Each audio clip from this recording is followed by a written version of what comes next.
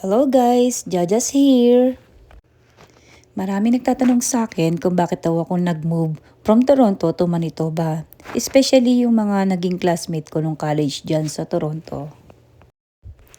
Ang masasabi ko lang, ay nako, mag-move na rin kayo. Mauubos lang yung oras niyo dyan sa Toronto. Actually, maganda naman ang trabaho ko sa Toronto. Okay ang rate, okay ang company, okay ang insurance. Lahat okay, malapit sa trabaho, malapit ang church, school ng mga bata. Okay talaga kami sa Toronto. Lalo na yung kita namin, okay naman siya. Pero ang tanong, hanggang kailan? Hanggang kailan kami doon na gano'n ang sitwasyon namin? Ang working permit namin ay may expired na this coming January. At gaya nga ng sabi ng iba, God is always perfect timing.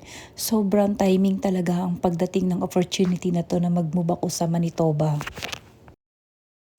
Dito sa heart ni Manitoba, hindi siya city, maliit lang siya na bayan. Hindi rin malapit sa mga pamilihan, medyo malayo siya. Pero alam nyo ba, yung company na napasukan ko ay nagsusupport ng 100% ng PR. So which is yun ang gusto namin at yun ang goal namin dito sa Canada para sa future ng mga bata. Dahil ang anak ko ay nag 18 years old na, so kailangan niyang mag-college. Para sa amin bilang magiging isang international student siya, is hindi talaga namin kakayanin ang tuition fee kasi alam ko kung gaano kalaki kapag international student na. At sabi nga sa Bible verse, Isaiah 60 verse 22, at the right time, the Lord, will make it happen. Thank you for watching. Bye!